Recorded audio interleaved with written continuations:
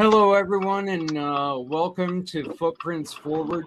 I made a weird realization just a little bit ago, and I when Dennis showed up, I said Happy Memorial Day, and that just sounds weird to say because Memorial Day is so. Look, this is a time of remembering people who have lost their lives.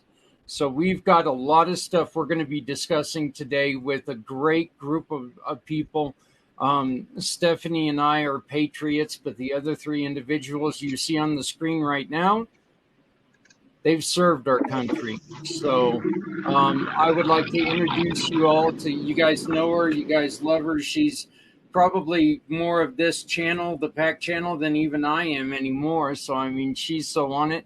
But the goddess of the grapes, Stephanie Samos, how you doing, sweetie? Happy to be here with these gentlemen today. How are you? Yeah. And then we've got Dennis Schroeder, who had writing wonderful books to help remember people who we've lost. How you doing, Dennis? I'm doing good. It's a somber day for me, and every year this is, and we'll talk more about that in the show, I guess. So, but glad to be here. Thanks. Yeah.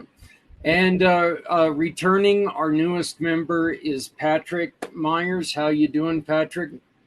Doing good. Blessed to be here. That's. I thank you for. I thank both you and Brian for doing this in the car. I really think this is an important show today. We've also got, who just popped in, the web detective, Mr. Trevor Gibbs. Trevor, how you doing, brother? I'm doing pretty well, thank you. And how are you today? Doing good, doing good. Thank you for joining with us. Joining us today, another guy that you guys have seen on the PAC channel quite a bit. Very, very important person to me personally. He's a really, really good friend. Great work. Mr. Brian Gibson from Project Die Hard. Brian, how are you doing? Well, today's a tough day, but we're going to make it through it. Yeah, that's the way it is, and I appreciate, I appreciate you taking time to join us. The first question we've got, and Brian, I'm going to pose this one to you because I know for a fact a couple things.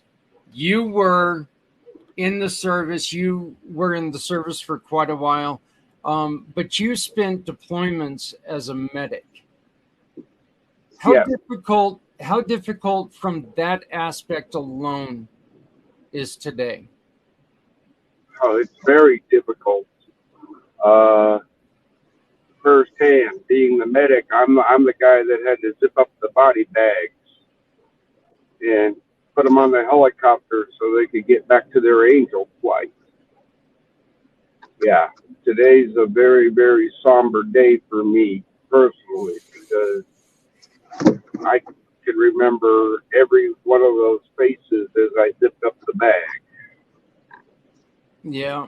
And you mentioned angel flights, and Project Die Hard has a direct connection with someone who was part of those angel flights, and she was directly under your supervision. Can you go on ahead and give us that story? Well, the first one is Sergeant Courtney Rush from Illinois. She was not directly my soldier. She was an Air Force person. She lost her fight to the demons on January 3rd, 2012. And her thing was she never saw combat. She never got in a firefight. She did multiple angel flights. She was a crew chief on the planes that brought back our fallen. Flag draped coffins. You all seen the pictures, right? That was her PTSD. That was her demon that caused her to drink to the point where she put a gun to her head and squeezed the trigger. All right. The next one is Sergeant Amy Quinn. She was a medic. She was one of my medics. I trained her. I mentored her. I raised her up. I pinned her sergeant stripes on her. And September 4th of 2022, she got in a fight with her boyfriend, started drinking, and hung herself. Okay, this is, as I've said all the time, I've lost more of my brothers and sisters to this demon suicide than multiple combat tours.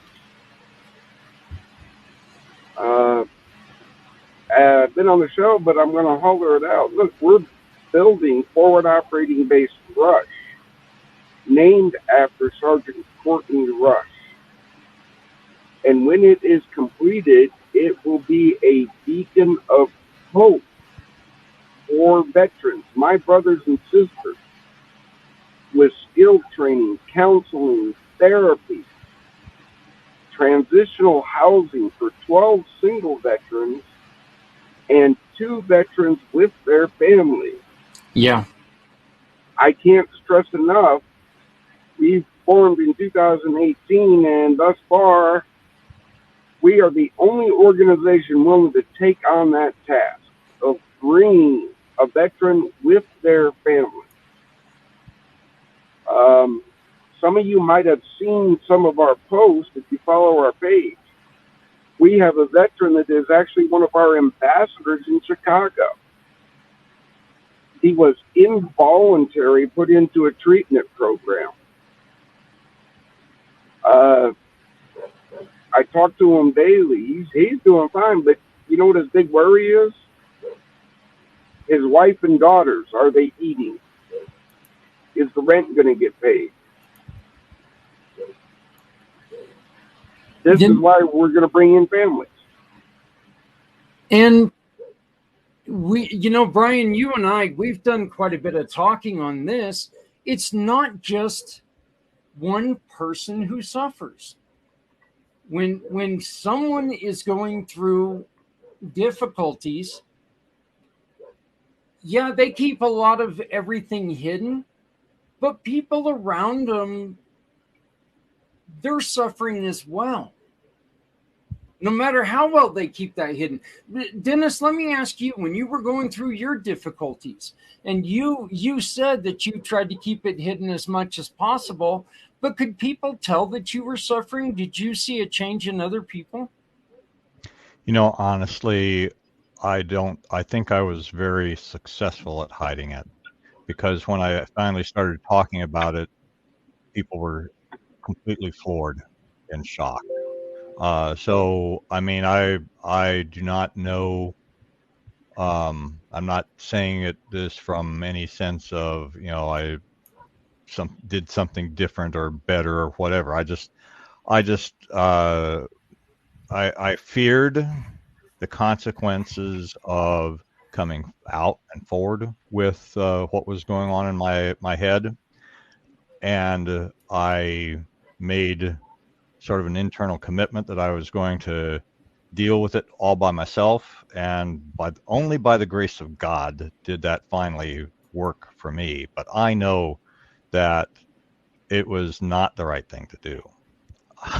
It was definitely not the right thing to do.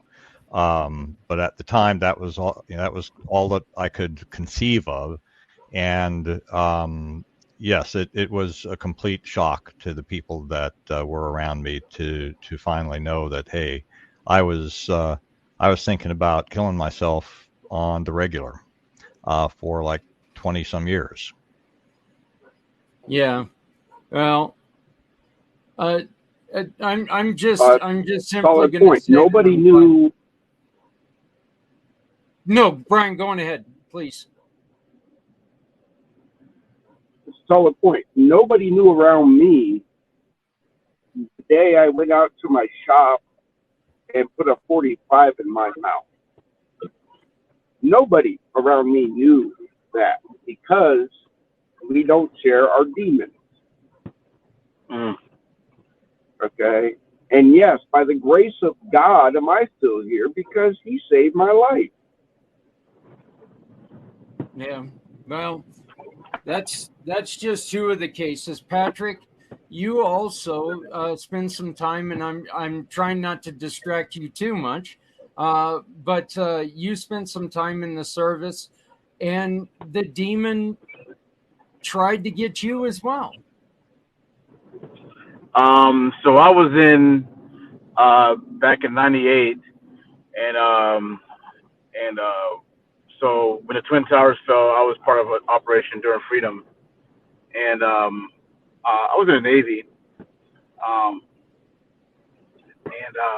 but I was attached to a Marine squadron, and because what I was doing was training Marines and stuff like how to work on the test benches that operate the equipment and the plane that we were flying during the time. And so we were part of that whole shock and awe campaign, and when they lit that whole area up out there, and it wasn't something for me that was one of those things that I was dealing with, but it was something like, for instance, like my brother. My brother is an Army medic, also, and the struggle that I've seen him go through with PTSD and stuff like that.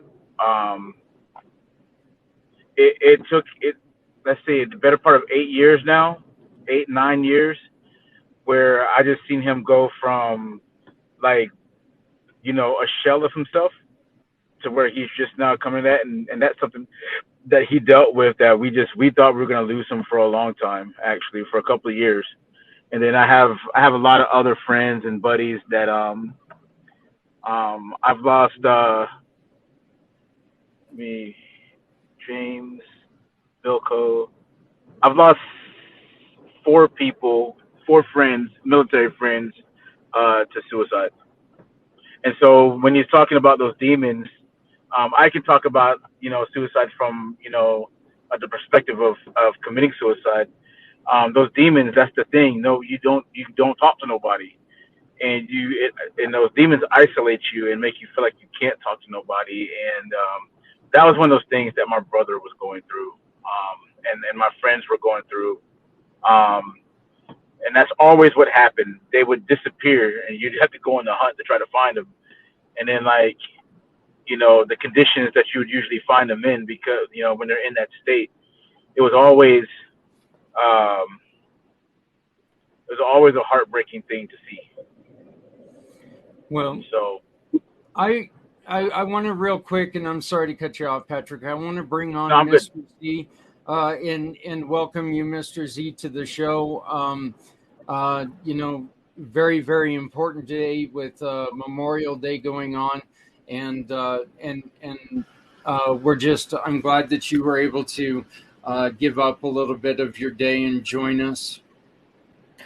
Thank you, and I apologize for my tardiness, and I'll make it very quick, but I do want to say from the bottom of my heart, as a civilian, thank you to all those who have served and sacrificed for my freedom and all the civilian lives here. So thank you all for those who have served, and every day should be Memorial Day, in my opinion, or Veterans Day. So that's all I have to say. Thank you for having me, Zach, and everyone. Again, my apologies for my tardiness. Back to you, Zach. Hey, not a problem. And then a really good friend of mine and the founder of Things Network, which allows us to simulcast on all of his channels, is Mr. Jeremy York. Jeremy, your background looks mighty familiar to me. Is that could be because you're in my kitchen, or? I'm in some strange place. I have no idea where I'm at. Well, we're glad to have you here in Colorado, and I'm glad to have you welcome you to Footprints Forward. So please make sure you ask these wonderful, wonderful people any questions that you have.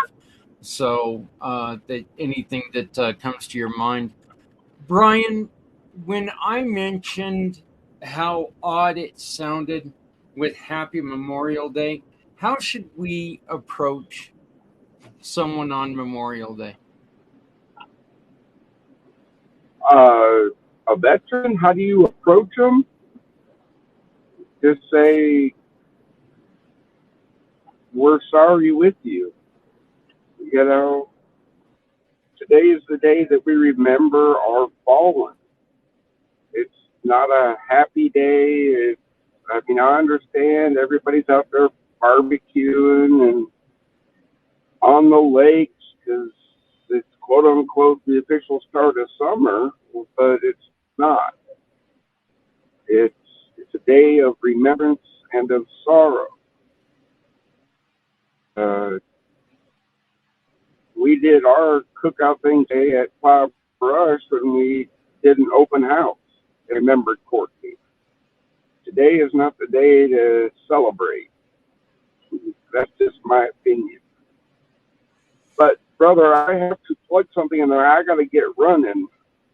For everybody here, go to our Facebook page, Project Die Hard 22, at 2 p.m. today, Central Time. We are holding a Zoom meeting where we're briefing the whole mission, and we're bringing on other organizations that work with us. Zach, I don't know if you've confirmed up or not, but of course you're welcome because you help us admit. Yeah,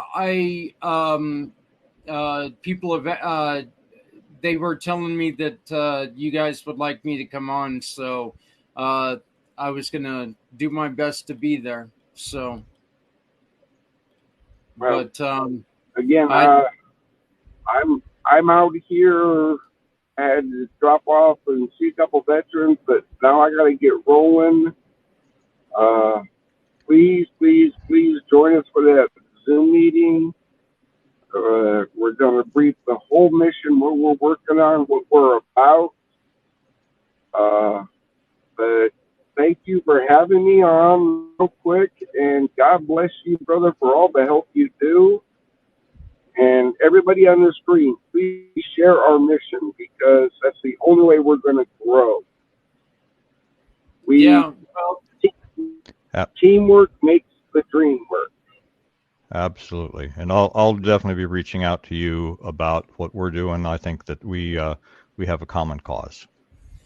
Yeah, and I think that there is so much alike when it comes to Brian and Patrick that I think that those are two organizations that are going to be able to work together really well. So, but Brian, please be safe, and I will be talking to you a little bit later on, brother. Hey, thank you very much for your service.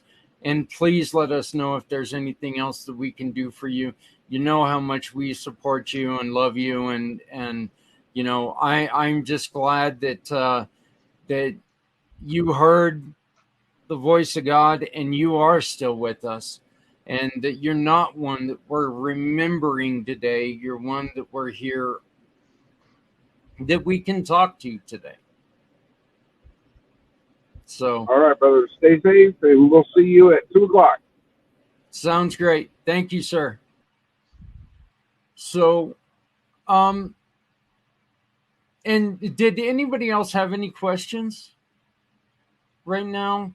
We're trying to talk to our now two veterans, and we're trying to we're trying to answer some questions on their struggles with Memorial Day because they've lost brothers, sisters, you know, So if anybody else has any questions, please pop on and let us know or ask away. So, but my question for you two gentlemen is: Memorial Day is about people that lost their life, but there is that stigma with suicide, and there's a lot of people who don't want us to celebrate the memory of them. I pretty much know your answer to this, and it's probably really close to my same answer. What say you on this? Well, I'll chime in.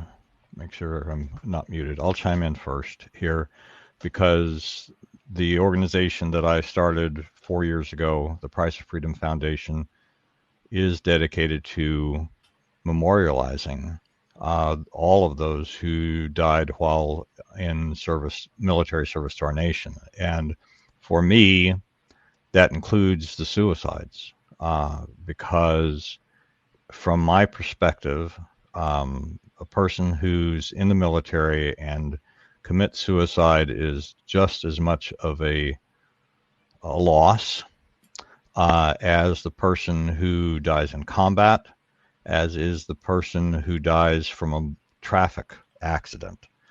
That family has that person has lost their life. Their life does not continue beyond that point. That family has lost a loved one, and from my perspective, every one of them is a life that was precious and that deserves to be remembered. And so I'm not about making heroes of people who are not heroes. I'm not about trying to make demons out of people that were not demons. I believe that we should be truthful and honoring in how we talk about the fallen. And not everybody. I will say, I'll be the first one to tell you that during my service, there were folks that were in uniform in the units that I was in that were not good people. I'll just put it that way. There are folks that did terrible things that wound up hurting other people and getting themselves kicked out of the service. I'm not about trying to sugarcoat any of that. But what I do believe is that when we tell the truth about a person's life, and that we can all learn something from it at least, and that we can benefit from that, and in most cases we can help the friends and family and future generations to have a better understanding of who that person was. Because right now, I mean, even with all the social media and all the stuff we have going on, it's like if somebody were to try to piece my life together, it would take a long time and they still wouldn't have a complete picture of it, because you got pieces here on Facebook and pieces here on Instagram, and some for the nonprofits I'm doing, some for the photography I'm doing. I think that being able to pull all that together and tell that story truthfully and honorably is going to be worthwhile, even for those, personally I would say especially for those who chose to take their life, so that we can create a different narrative that says, when that happened, this is also what happened to the family around them, so that the next person who may be considering it may come to a different conclusion. And that's my hope and prayer, is that they come to a different conclusion to say, I should stay around. I have a reason. I have hope. Because that's really all it was for me, was that I was thinking about other people. I was thinking about people that I had no argument and no animosity towards, that would be upset by finding out that I had taken my own life. Dennis, while Patrick's getting set up again, Patrick is in motion, and he just got back to his home, so he's trying to join us. But we're going to work with him all that we can. Dennis, please share with us your book, Right. and share with us a little more of the story. What's it about? Okay. All right. So I founded the Price of Freedom Foundation. This is our first book that we have published. It is called Silent Soul, the Machinist Mate First Class Alfonso Abdel Amos story. And what this story is about a U.S. Navy sailor who, after 18 and a half years of service in the U.S. Navy, was lost at sea from the USS Kitty Hawk. He was born in the Philippines. He served some time in the Philippine Army prior to joining the U.S. Navy. He met his wife in the Philippines after he was in the Navy for a few years. They had 3 children together, and when he was lost at sea, the kids were 5, 10, and 12. And the wife has never remarried, and it's a sad state and a sad situation that we not only have our Gold Star families that have lost a loved one, but we essentially put widows in the position where if they ever remarry, they lose the benefits that they had been getting. So she has remained unmarried since his loss 25 years ago, and this was a voyage of discovery for the kids, because started out the middle child was trying to piece their father's story together for the benefit of their youngest sister, and weren't getting very far. And as we interviewed people, there wasn't a single person that had the complete picture of who Alfonso was. And so we're happy to have put this together. And why this is important to what we're talking about here is that there's a mystery about his disappearance. Nobody really knows for sure. Did he slip and fall off the deck because the ship was at sea in a storm, wet decks, late at night? Was he pushed overboard? He was a Filipino American who had limited use of the English language. Yes, he could speak it, but he always had an accent. And his compatriots, who were also Filipino American sailors that served with him, said that every single one of them was harassed because of that during their service. So did he have an enemy that helped him over the side, or did he go over the side himself? 11 years prior, he had made a suicide attempt, had cut his wrist. But the Navy had returned him to duty after a few months, and there was no incident between that thing that happened 11 years prior and his disappearance. So it's a mystery that we cannot solve.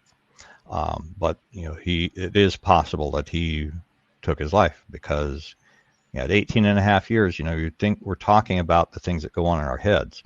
And I remember myself thinking, once I was getting close to the 20-year mark, it's like, well, what happens next? What happens when I do retire? Am I going to be able to support my family? And all of these questions that you wrestle with, and fears, who knows? That may have been going on in his mind. But part of the reason that the book is titled Silent Soul is because he never talked to anybody, even his closest friends, about any of that, anything that was bothering him. And it's like, I saw myself in that. I saw myself in that, and during my time in the service. And you know, I'm saying that was not a good way to go. Yeah.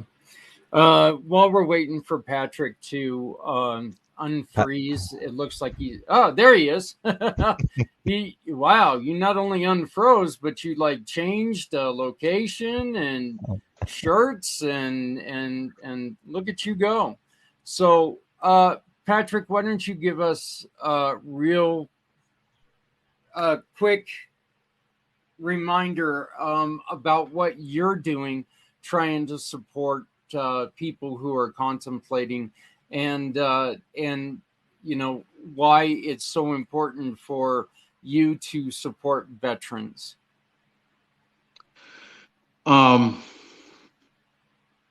I think suicide in general is just is a very underplayed conversation, and the numbers when they give you just your statistics, they are always much lower than the reality, because a lot of things are just not taken into consideration, and especially with our veterans, like, you know, it's dear to my heart because, you know, I've lost friends. It's dear to my heart because, you know, I have a brother that went through that, and then I went through that myself, you know, and you know, if it wasn't for the grace of God, I would have succeeded. And so right now we're in the middle of building a network where similar to kind of how AA works, but we want to go a little bit step further and, you know, have someone that actually walks with you, because that's the biggest thing about when you're going through those dark times and you're going through suicide and you're going through all this mental stuff. People tend to give you a wide berth, and what you need the most right then is people that are going to continuously like put their hand down into the mud and pull you out. And if they can't get there, they can't put their hand in the mud, and they'll jump in and help pull you out. That's what you really need during that time, because there's all these lies that are being sold in your soul. A lot of times we don't talk about this, but like when you're going through these kind of things, you have soul wounds, and soul wounds are much deeper than just those regular emotional and mental wounds. They are so much deeper. And what you need around you is people that either A, has been through it and understand those kind of wounds, because not everybody understands these things. And so you have people with good intentions that will say some of the most horrible things and actually push you over the edge, you know, because with their good intentions. And so you need people that are trained and understand like trauma-based relational conversations, and so you need trained people. You also need people that will volunteer just to sit and be there and talk at any time, because the hotline is good sometimes for things to talk you down, but I don't see that's a very minor stopgap. You need presence and proximity is what you truly need when it comes to these kind of things. You need someone that's going to be in proximity even when we try to push you away. And so that's what the intention of what it is that I'm building right now with a couple of different friends. And we're trying to just see what works best by talking to the people that are going through it and have been through it. Because the best thing that you can ever have is that brother that'll walk through the fire with you. And that's a messy part of dealing with people's souls and soul wounds and stuff like that, is you have to be, like, for those who are wanting to help, you have to be in a place where your soul is working out of the overflow, you know, because that can be a hard thing too. So it's a two-part thing of making sure the people that are going to be involved with helping veterans or people that's dealing with suicide, making sure that they are equipped and mentally prepared for those things, and then like they also have the ability to, for themselves, to be able to decompress from all the things that you're going to be dealing with when you're dealing with somebody like that. And then just practical tools to help them walk it out.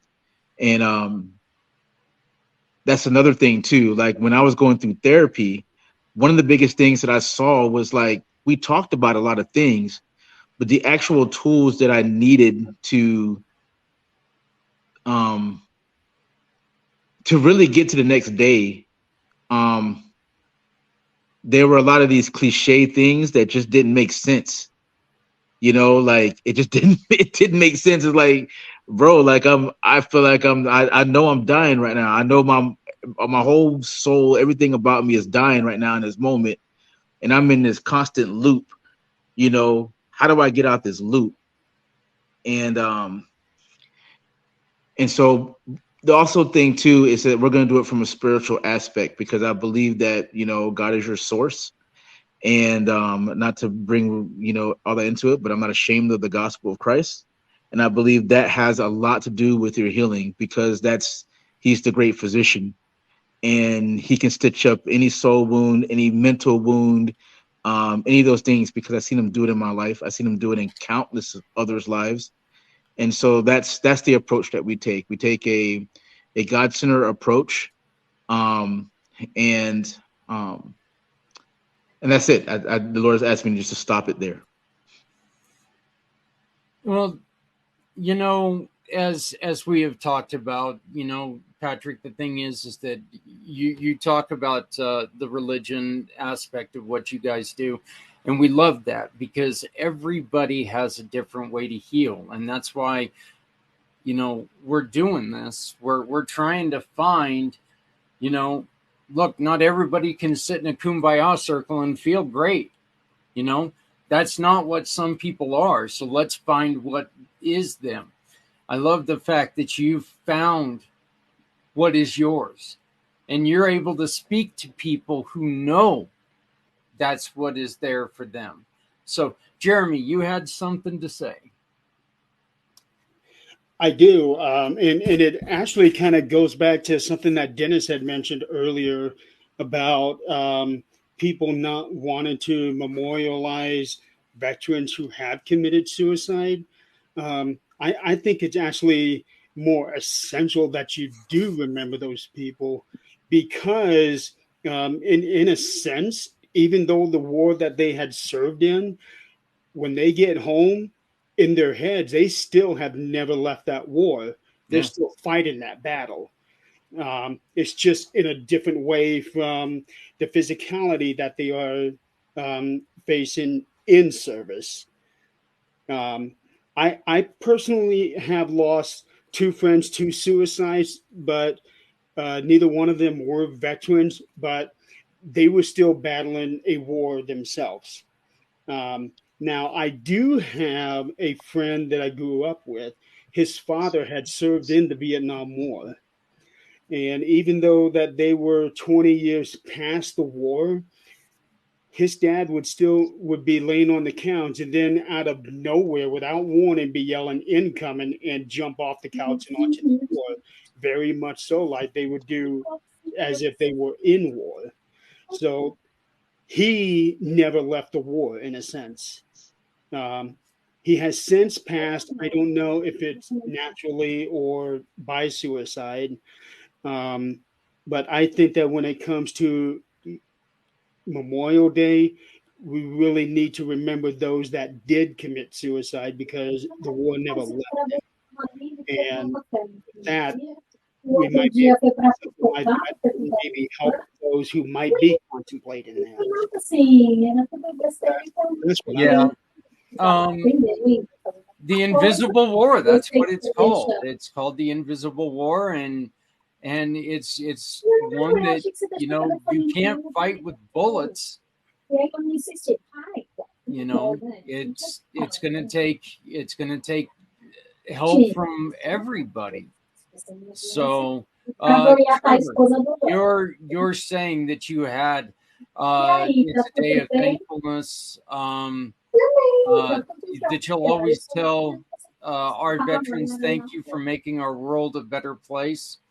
And most people are only, I like this part, most people are only thinking of those serving in combat, but there are many other people involved in the background who are using unsung heroes and supporting those on the front line. You come from, obviously, your background is in England, but do you guys have a problem over there with this as well? Or is this a problem that you're seeing more in America? Well, for Memorial Day, I actually had to ask a question to a group that I belong to over the weekend, because they say Happy Memorial Day. And I went, well, hang on that. And the statement underneath, to remembering those who are serving and who have served. I'm like, well, hang on. If I remember my history, Memorial Day was created basically after World War II. Just like in England, we not celebrate, but we recognize everybody in Remembrance Day on the 11th of November. Now, I know America signed, or had Germany signed, the end of the war in May, hence why what I would call Memorial Day in America is really Remembrance Day for me. Veterans Day is more for the veterans who are serving. But the answer that came back from a veteran, it left me kind of still partially confused, to the point that a lot of people around America today are treating it for both sides, those who have served and those who have fallen. And with that in mind, when I'm looking at it from this side, it seems more confusing. It's more prevalent here in the US, I've noticed, that people are more maybe open to talk about the suicide issue because of war. Now, to be fair, America gets involved in more wars probably than most European countries together by physically sending troops out of the country to protect and help us to live in a world which is safer. So I think that's why maybe you're seeing this as a larger issue here in the US compared to Europe. Don't get me wrong, that I remember my father, he was a RAF bomber pilot too. Now, he grew up not telling me many stories, but over the years that he was alive, you extracted snippets. And we said it was rather flippant about it. But I think men of that age, when they went to war at a young age, they weren't told how to deal with situations afterwards. There's sort of statements come back like, we did what we had to do. The people over there were unfriendly. It was a job. We were asked to do this, and this is what we did. And I think a lot of the military personnel that enter the forces are really young. They haven't been educated in the world society in which we have today. And I still think if you think about most people that enter the military, even in the US, they go straight from school and college. So these issues that we have today about living after is not something that is brought up until the after effect.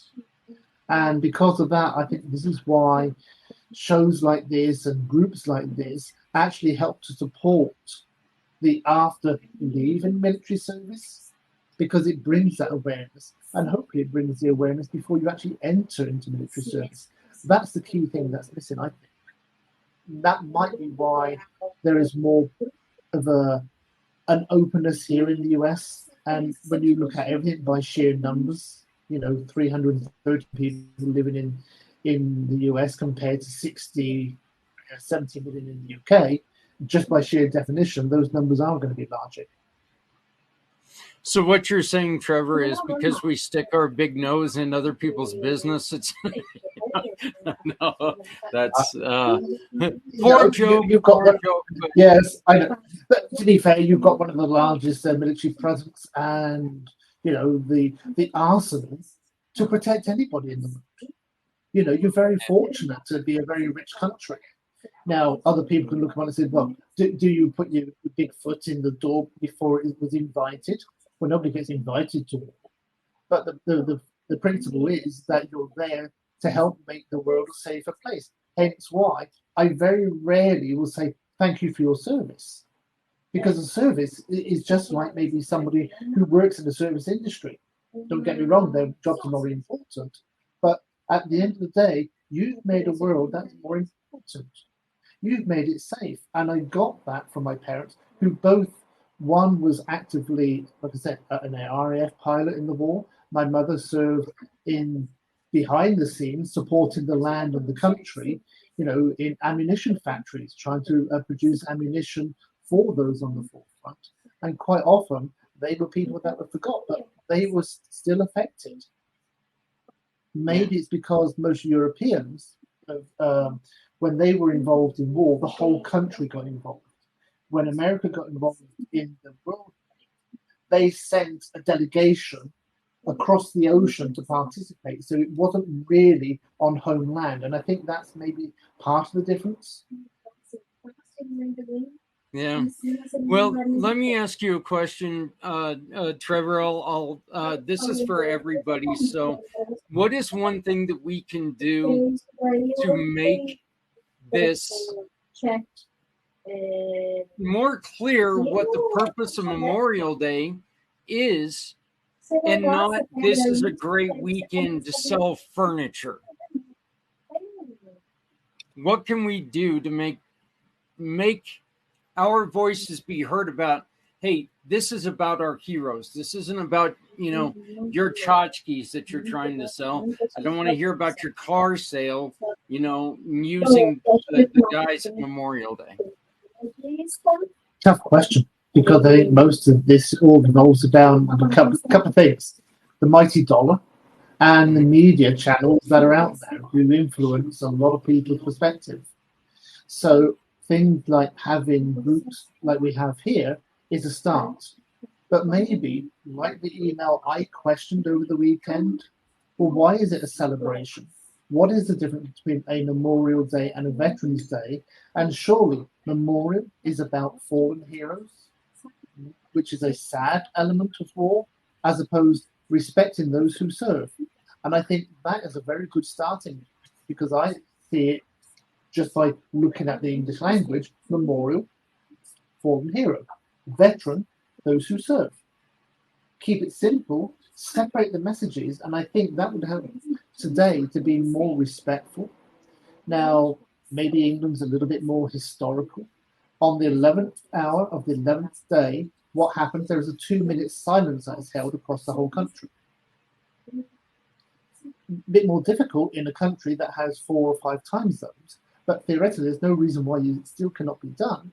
If you have something like a 2-minute silence, doesn't that show the respect for your fallen hero? And I tell you one thing, going through that while in England, it makes the hairs on the back of your neck, on your arms stand up. It makes you suddenly realize that the whole country has stopped for 2 minutes. That is the most powerful thing. In one sense, better than all the words, silence was very loud. That could be an option. Well, thank you very much, Trevor. I appreciate that. And I know that there's a couple of people who didn't want to step on the veterans, but I really would like, if you don't mind, I would really like to get your guys' ideas. Stephanie, can you, what do you think we need to do to make sure that people understand today is a serious day? Let's stop using it for propaganda. Right. I think, hearing these gentlemen speak today and the mental war that has been described is very much described in the same way among all of them. And it was also said that most times it's more devastating, right, than the physical war. So as we go through the day, I think we need to just keep in mind that it's not all about the cookouts, and the sales and just the vacation day, but keep in mind that it's a day of struggle for many, and just seek ways to support those who serve today, because it's a really tough day for those people. So that's all I got. I'm enjoying hearing from everybody today. Well, again, I want to thank you so much. for joining us as always. Z, my brother. My brother from another mother. I'm just inspired by hearing these stories, and it just reminds me why we're all doing this in the first place, to advocate those who don't have that voice and lost that sense of hope. And I just want to say thank you, brother man, for putting this meeting together. We're able to connect with heroes like the people here and those who provide hope. Uh, the thing that I think about is, it's the mental war. No one could see it. It's a never-ending war. Sometimes you might win some battles, but what you're doing right now, brother man, and everyone here, is following the concept of ACT. Action changes things. You could talk about it, you could bring awareness to it, but what can we do to bring awareness to it? By taking action. Like Brian,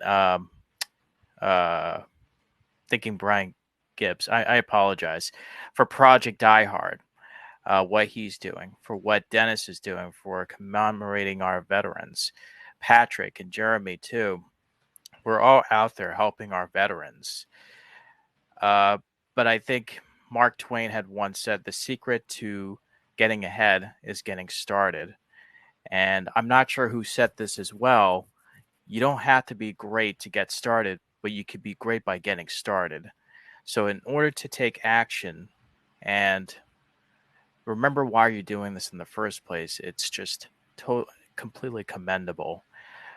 So just remember, to those who have served, and Web Detective Trevor mentioned, it's a sad event, when we're thinking about the memorial thing, but we should also remember those who have fallen and those who are here today to tell the story. Not everyone knows what it's like to be on the field when, behind that door, you don't know who's behind the enemy lines. It could be a bunch of kids holding those guns. It could be an ambush, for all we know. So I just want to say, thank you all for sharing your stories. I know it's not easy, but it helps people like myself who don't know what it's like to be in war to understand what you're going through and advocate. So that's just my way of saying thank you, if it's acceptable. And again, thank you, brother man, for having this meeting together. It's a good refresher of what people need to hear. Instead of idolizing celebrities, we should honor those who deserve it. Yeah. Well, I'm only one cog in this wheel. You guys, we're doing this all together. So, Jeremy, what is your suggestion? I've actually been thinking about this the whole time, and Trevor actually touched up on this, you too, Zach, about the commercialization of Memorial Day. And the sad thing about today's society is that a lot of people, they may have some sort of awareness, but I fear that they're not going to really truly care unless they have lost somebody close to them in war or in suicide after the war. It's not something that I even like to say, but I see it.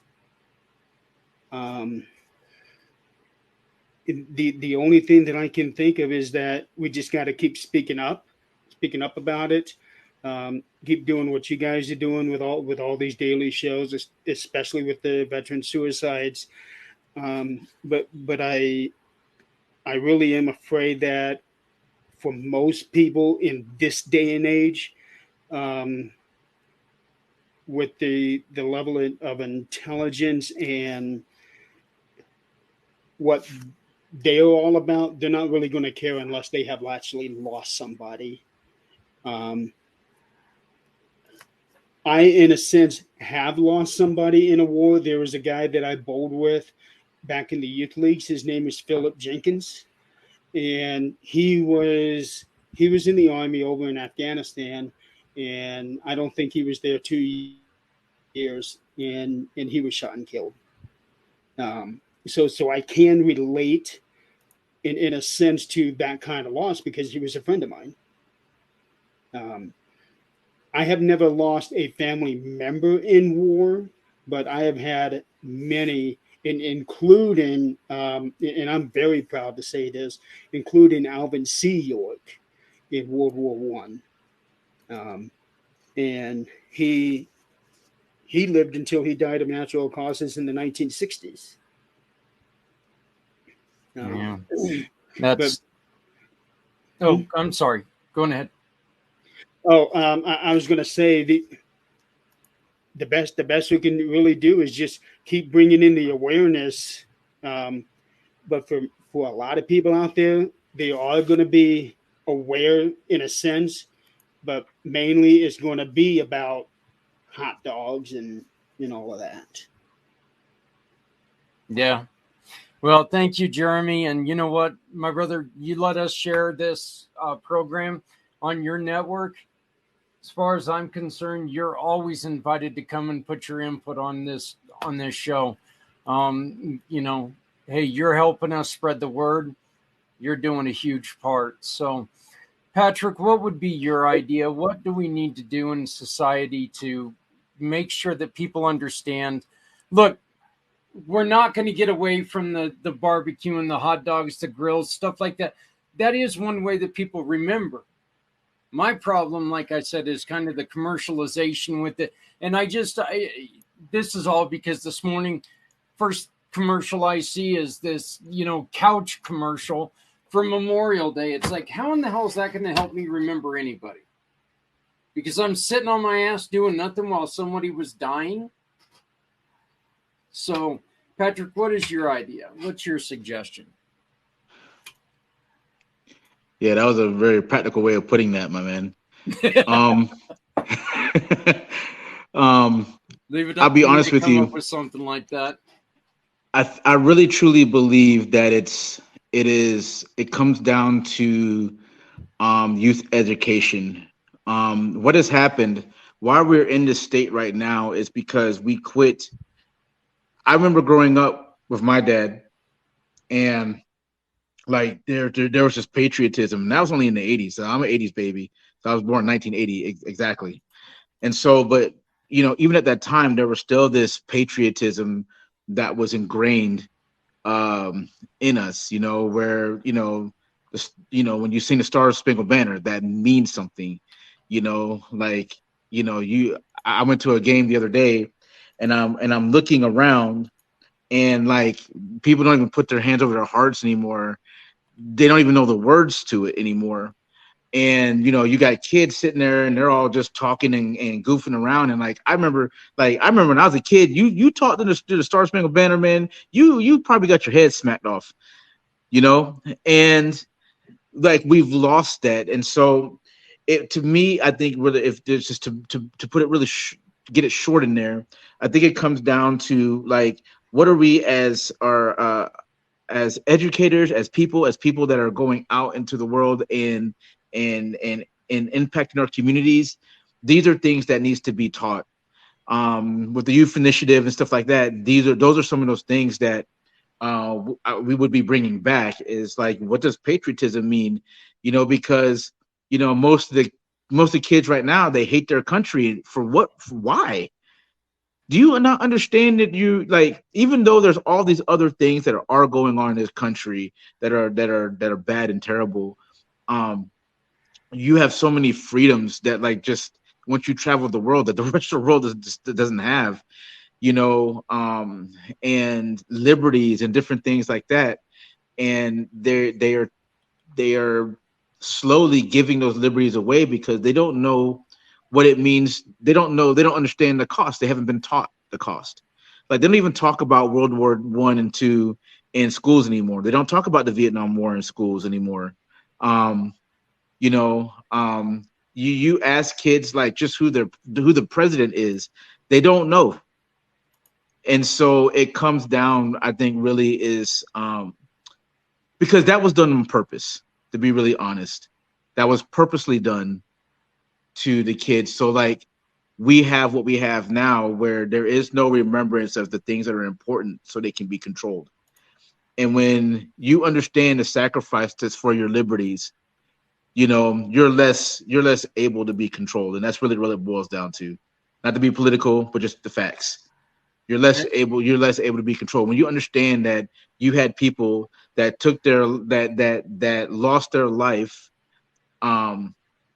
so you can be in school and you can say defund the police. You can do whatever it is that you want to say. When you actually realize the cost that's associated with that, you seem to have a little bit more. You're not put in this box of control, and so I believe it comes down to youth education, reminding about that, and not just the parents need to be doing that, to be really honest. So educating the parents of this generation right now, and then also educating the generation of kids that's coming up right now, and instilling in them that patriotic, those patriotic points that they need to know and understand, so they can understand where they live, why they live here, and the cost that so many people paid for them to exist here. So, Patrick, one of the things that you said that really sticks out in my mind real quick, okay, is that guess what? There are people who died fighting for this country. Your rewritten history cannot change that fact. Yes. It just can't. You cannot change the fact that people died fighting for the way of life that we had, no matter how hard you try. Look, we can't change that there was slavery. We can't change any of that. We can change the way that it was looked at, that it's looked at now, and we can understand that, look, we don't change our ways, we're heading back to this racist BS, we need to work for that. So your history cannot change facts. It can't do it, so that's great. Hey guys, I just want to say we are at the top of the hour. If any of my co-hosts needs to jump, please do. We completely understand. I want Dennis to give us his thoughts real quick, and then I've got some interesting facts about Memorial Day I'd like to bring up. Yeah, Mr. Schroeder, why don't you go on ahead and, if you can, answer this question? Sure. Okay.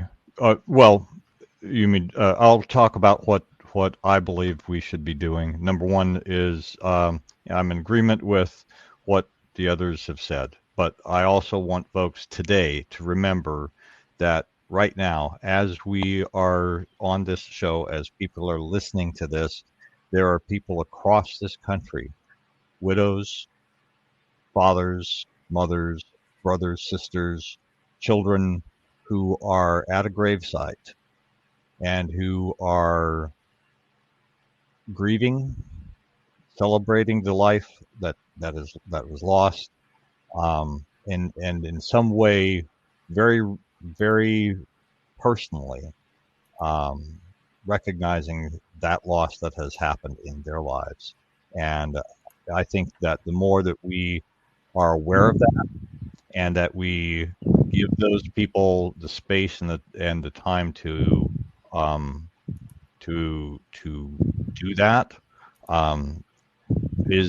that's the number one thing that we need to get people aware of. Now, part of it too is that it's not in our awareness. We get flooded with all of the commercials, and so people who don't have that personal connection aren't even aware of it. So I think that's part of the effort that I and others are trying to make, is to say,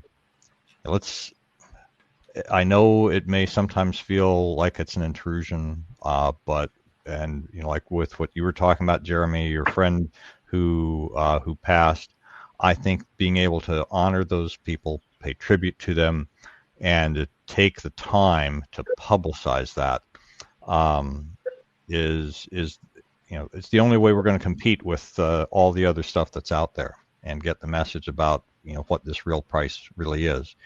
The other thing too is that I think early on, Zach, you had mentioned about that numbers of suicides kind of tick up around this time, and I think the issue there is that sometimes we feel that grief, that loss so much that it sends us over the edge. And I just want to give people the encouragement that you're here for a purpose. I believe that, and yes, this loss is horrible, and yes, the pain is real, but that I believe that you were allowed to carry on, and that you're carrying on for a reason. And Patrick and I are of like mind and heart about and belief about that God has put us here for a reason. And encourage you to say another day. That's beautiful, Dennis. That really is. I love the way that you put that, Jeremy. Yeah. One last thing I do want to add to the commercialization, because I think we all agree that is never going to go away, and that's true for any holiday. But I think what would be very beneficial for Memorial Day, Veterans Day, is that if these companies are going to do sales for couches, for cars, anything like that, it would be great if they partnered up with some sort of a charity, and proceeds to that goes to them. I think that sounds like a great idea, personally. I mean, hey, you know what? If you're going to be benefiting on this day, at least make it count. And you're right. These things aren't going to be going away, and we know that they're not going away. That's a great point, Jeremy. It truly is. My thing is I'm going to kind of step on the tail here of Patrick and agree with him. We need to start educating our kids about what these holidays are for, okay? The 4th of July is not the day that we won our independence. It's not the day we won our independence. It's the day that we declared we want to be free. It's not the day we won our independence. That one just irks me to no end. So you ask anybody, they're going to tell you, oh, this is the day that we won our... No, it's not. No, it's not. So I guess my soapbox is busted there. But, we do need to remember, every holiday has a beginning, and there's a reason why it started. We need to educate them. Christmas is not about giving gifts. Christmas is not about a fat man in red. That's every day for some of us.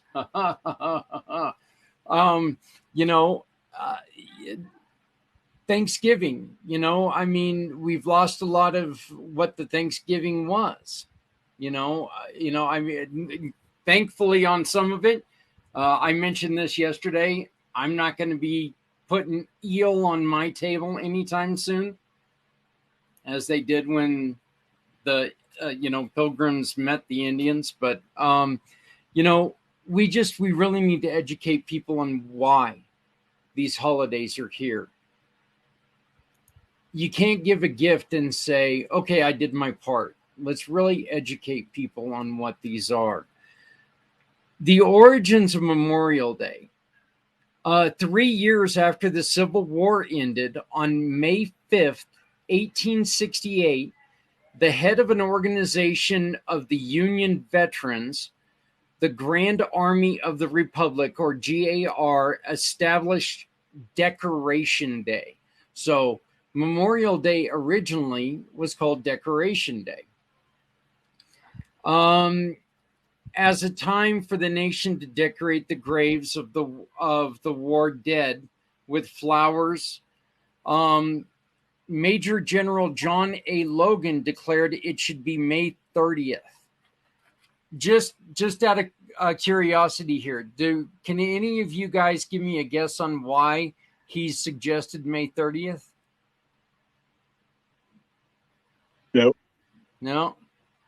It's because all the flowers would be in bloom.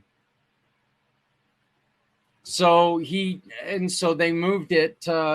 Obviously, today's the 29th, but so we've made even more changes to it. But then, of course, you have so the first large observance was held that year at Arlington National Cemetery across the Potomac River in Washington, D.C.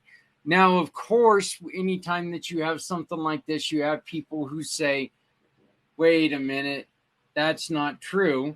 Local springtime tributes to Civil War dead had already been held in various places.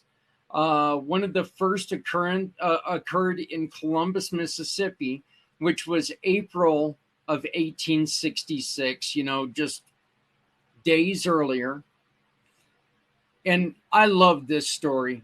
When a group of women visited a cemetery to decorate the graves of the Confederate soldiers who had fallen in the Battle of Shiloh, but they were disgusted because of the neglect of the Union soldiers' gravestones. So they took their flowers, they went over and they decorated them as well. So, this was just days before the first decoration day came about.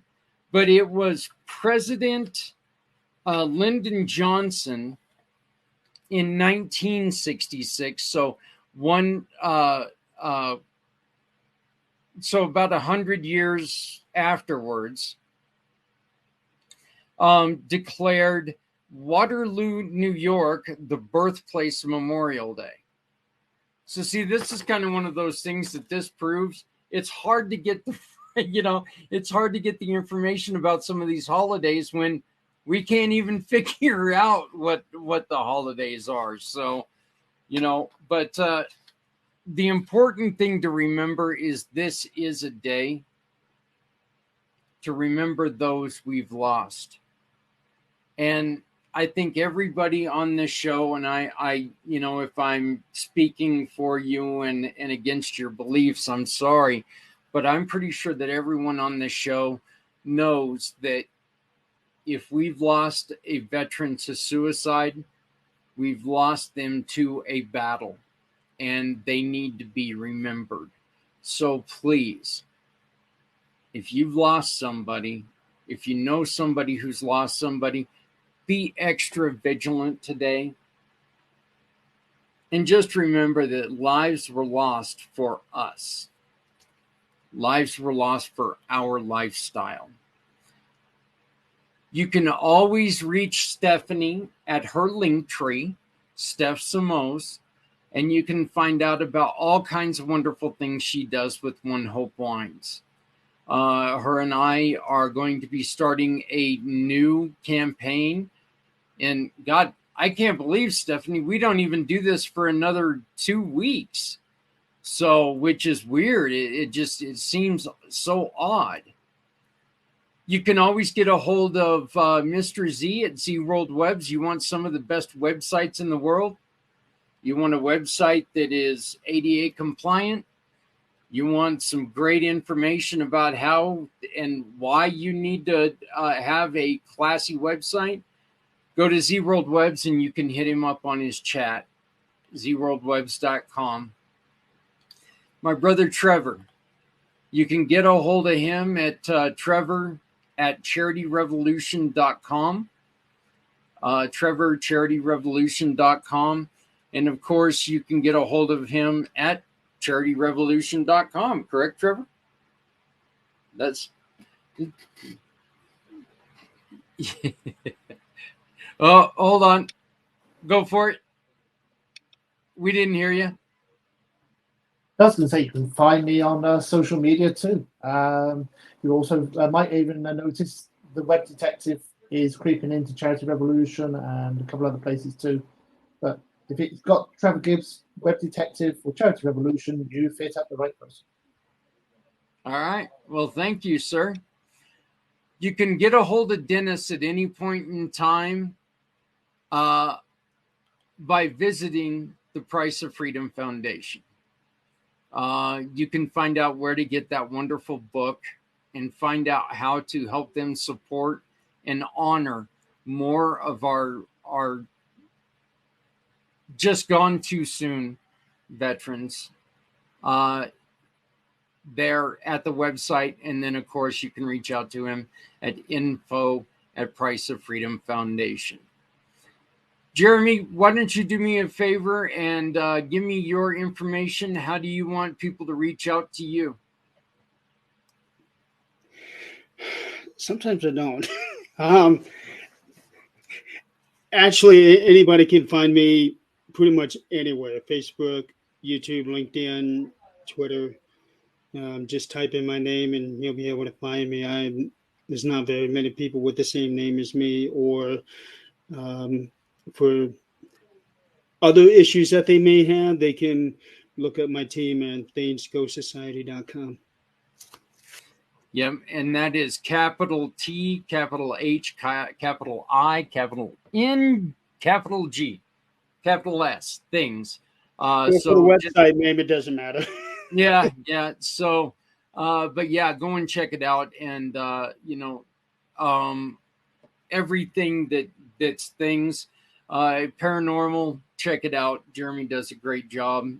Really good friend. So, Patrick, do me a favor. How do people reach out to you? Oh, we got you on mute, brother. I have 2 email accounts. Dads of Destiny, DADSOFDESTINY 777 @gmail.com. Okay. And Patrick Myers, PATRICMYERS 9 @gmail.com. Those Boy, 2 would be the best to get at me. Boy, my computer hates your name. Every time I try to spell it, it always tells me I'm misspelling it. It's my name too, man. On my computer too, man. I try to type my own name, man. It's like, are you sure? Ignore. I have to ignore every single time. Yeah. Add it to the dictionary. Yeah. Why? It's not a real word. Yes, it is. So, hey, everybody, we ran over a little bit today, but I think that today is one of those days that none of us, we'd stay here as long as we need to, because the fact is this is a day to remember those who have lost their lives in any form in service of this wonderful country of ours. Just remember, everything that you do today is because somebody put their lives ahead of your life ahead of their own. They went out there, they volunteered to give up. They wrote a blank check saying, I am yours, do with me as you will. And it cost them everything. They are still battling with issues. Let's work hard to make sure that because of suicide, we don't have to add any more names to the names that we already have to remember. Okay? Suicide is a battle. Suicide is a war. And it's a very, very difficult one to see. And it's one that if we leave it alone, we're all going to lose. You can't lose people and not expect it. One last real quick thing. I would like to go through and everybody list maybe a name or two of somebody that they know that they would like to remember today. Would anybody like to go first? That way we can give everybody just a thought. Jeremy? There's a number of people I'd like to remember today, both living and dead. Alvin C. York, obviously he's a distant cousin of mine. He was a World War I hero. And also those that are living that I would definitely like to remember, Scott Wilson, a dear friend of mine, and also Tim Kohler. Scotty. Yeah, Scott Wilson and Tim Kohler, 2 of my very best friends, over the last however many years. They they have their own things Mhm. that they got to worry about, both of them. But I want both of them to know, if by any chance that they are watching, I'm thinking of you guys. You're my best friends. So try to enjoy the day the best you can. And when it comes to Tim and Scotty, I know them as well, and I echo that. I love you guys. Please reach out if you need anything. Patrick? This is one I'm going to keep to myself. I got way too many. Okay. I understand. Dennis? Dennis. Okay, I'm not muted. I'm going to mention the names. I'm going to mention the names of the families that we are working to honor their loved ones. We've already mentioned Alfonso Amos. I want to mention Sergeant First Class James Bernard Lee Gordon Jr., Senior Airman Daniel James Johnson as well. We have a couple of others that we're working towards agreement with those families, but those are the ones that we're working on right now. Thank you, sir. Stephanie? Someone who is like a dear father to me, who served as a Marine, Blair Gartnier. Thank you. Trevor? No. Got you now. Thank you. I'm having two microphones here. So I am going to thank all those that we may not have a name for, but I'm going to thank it as my mother, my father, my brother, my son, my daughter.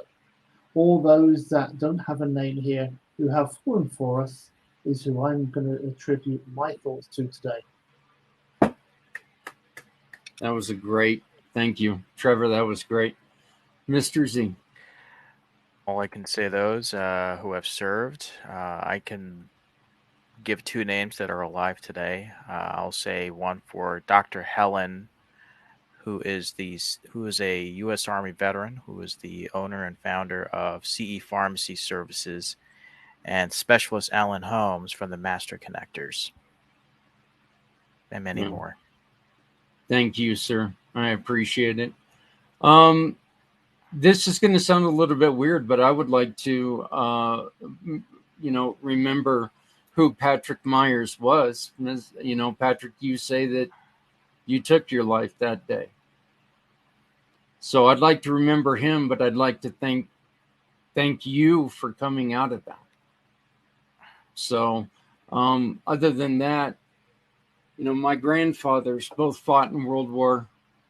My grandfathers both fought in World War II. One was in the Pacific, and he was also the first part of Korea. And then I also, as Brian Gibson mentioned earlier, I have a grandfather who is a ground medic in France. And I had the pleasure of talking to him before he passed. And he said he was always haunted with those faces. And he said that he would have a kid that came in with something that was about as severe as a paper cut that they would lose. And there would be kids that came in that had no right to live, and they're still alive before he died. My thoughts are with anyone and everyone who has ever lost someone and those you've lost. Thank you for your service, and you are in my memory. I would also like to say thank you to Patrick. Thank you to Trevor. Thank you to Jeremy. Thank you to Mr. Z. Thank you to Dennis. Thank you to Stephanie. Thank you to Brian Gibson for joining us. And especially thank everyone out there who's watched and participated. Please remember that we're going to be back here next Monday. We're going to be talking about this. Just remember, these are lives. Help us find solutions that people need. Losing one life is too many. Losing one every 11 seconds, that's just wrong. We need your help. So this Memorial Day, we hope that you do what we need you to do, and that's remember those who we've lost. Thank you very much. My name is Zach Clayton. I am the president and founder of Community Pay It Forward, Community Dare to Care, and the PAC channels. You can reach me on my card, Zach_Clayton, or you can always go to a wonderful website built by Mr. Z, communitypayitforward.us. Thank you all so very much. Please enjoy your family on this day, but remember, we are here for a reason, and that's memory.